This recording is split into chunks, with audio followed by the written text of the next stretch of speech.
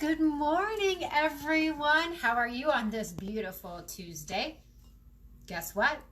It's time for Take Home Tuesday. Of course, since it's Tuesday, I know you look so forward to these little ideas that we bring to you.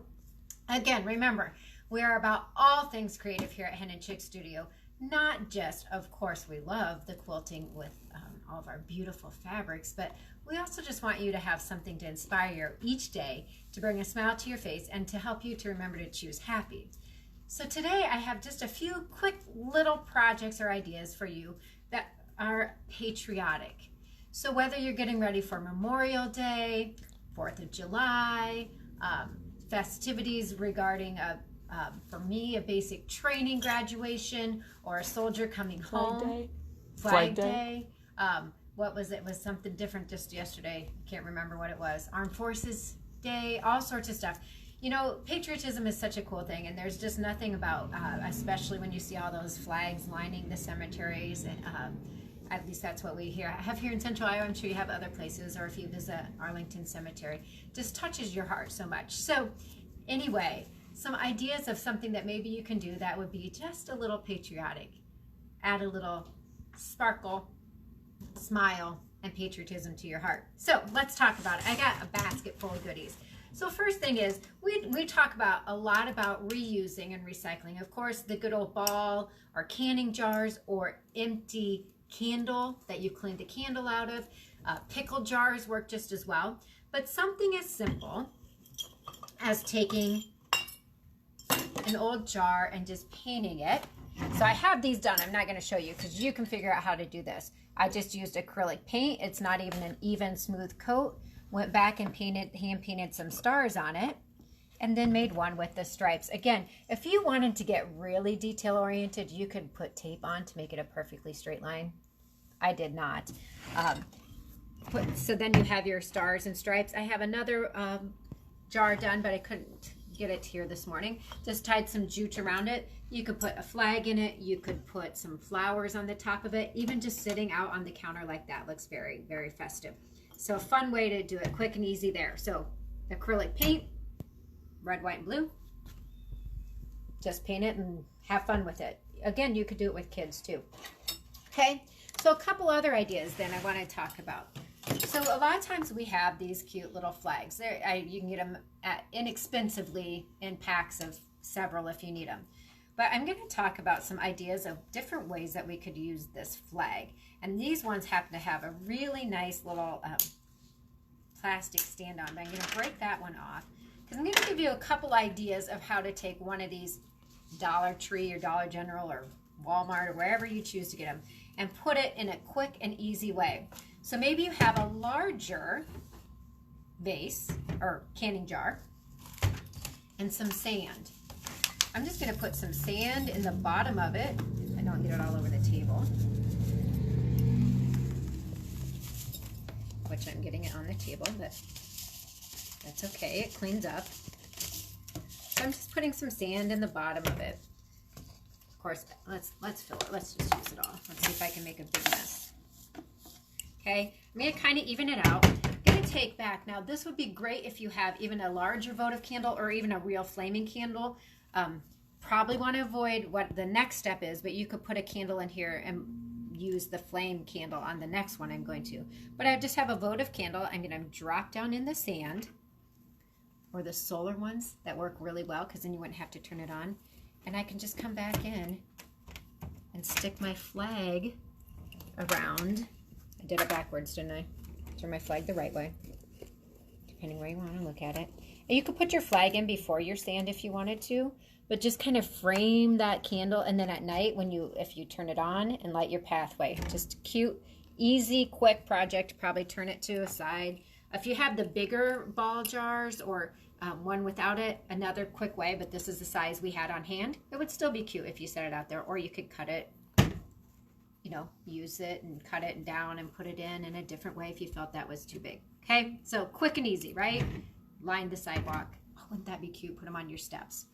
Okay, another idea then, these are old candle that I've taken the wax out of. And we've talked about different ways to use these before. But I have two things I want to show you with this. I'm going to take this flag. We'll leave that one. We'll use another one. No, I'm going to take this one. This, again, with my Mod Podge. Oh my goodness, if I can get it open. I can come in. I'm going to move this. Makes a beautiful backlight when you put that candle in there. After you've Mod Podged this on and let it dry on there, it'll almost like illuminate that flag at night with that flame behind it, or solar lights, fairy lights, whichever way you want to do it. So again, I'm just Mod Podging, putting it down, sticking it on, and layering it on here. This is literally a candle I just finished at my house. So I just took the wax out, the little metal from the wick holders on the bottom, cleaned it out this morning and brought it to put my flag on. So then again, I would let that coat dry. I'd probably come back and put another coat on just to get it nice and firm. But again, we're trying to show you how quick and easy it is. And you can imagine when it dries now, that won't be white, it'll be transparent. So we'd come back in, I'd trim that off too. But I didn't have the scissors here, and that's how it goes. But again, now I can come back in, let that dry, put another coat on, put some sand in the bottom of my jar, put a real candle, fairy lights, line your sidewalk, put it on your steps, put it on your table, put it on your picnic table, centerpieces, all sorts of things. So there's a couple ideas. And hopefully that will start to dry up just a little bit so you can get that. One more idea I have then. Again, this is a candle jar that I simply clean the wax out of. I have some rice. You might say, Jamie, what are you going to do with the rice? Well, we're going to show you. I'm going to take some food coloring. Maybe you did this a long time ago. I'm going to drop some food coloring into my rice.